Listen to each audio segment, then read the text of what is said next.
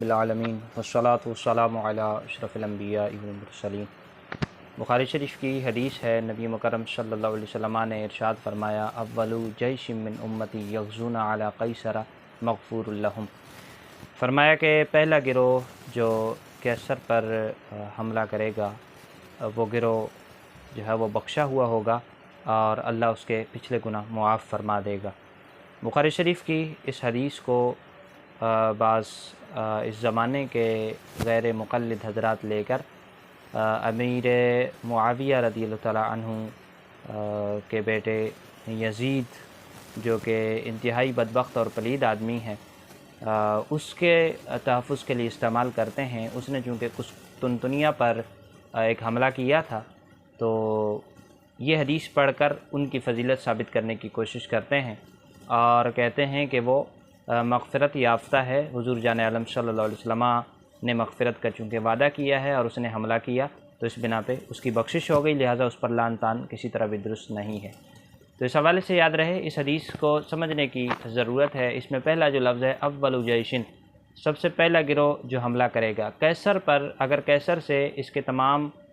شہروں میں سے کوئی بھی شہر مراد لیا جائے تو سب سے پہلا جو حملہ ہوا ہے قیصر پر وہ جنگ موتا کے زمانے میں حضور جان عالم صلی اللہ علیہ وسلم کی حیات میں 8 سن ہجری میں ہوا۔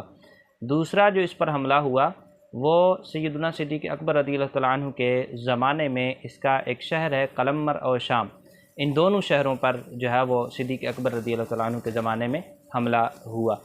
اور تیسرا جو حملہ ہوا قیصر کے ایک شہر حمص پر، سیدنا عمر فاروق اعظم رضی اللہ تعالیٰ عنہ کے زمانے میں حضرت عمر رضی اللہ عنہ نے اس کو فتح کیا۔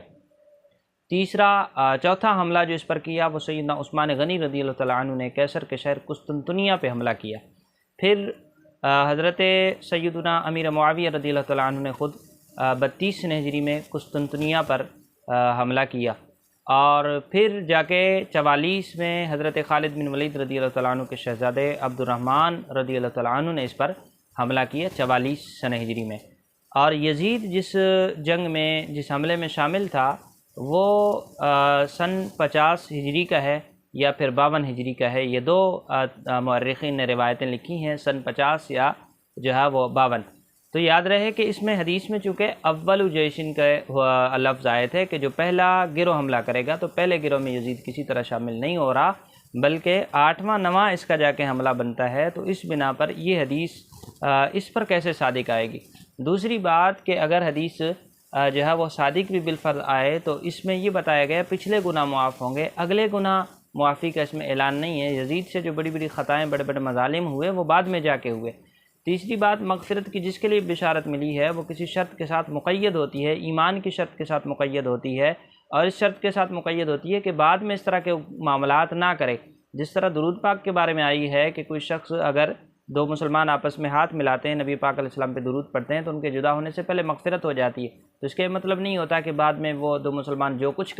کر سکتے ہیں، اس کی بالکل اجازت نہیں ہوتی۔ تو کسی طرح بھی یزید پر اس حدیث کا مفہوم صادق نہیں آتا، زبردستی اس مفہوم میں داخل کرنا یہ بہت بڑی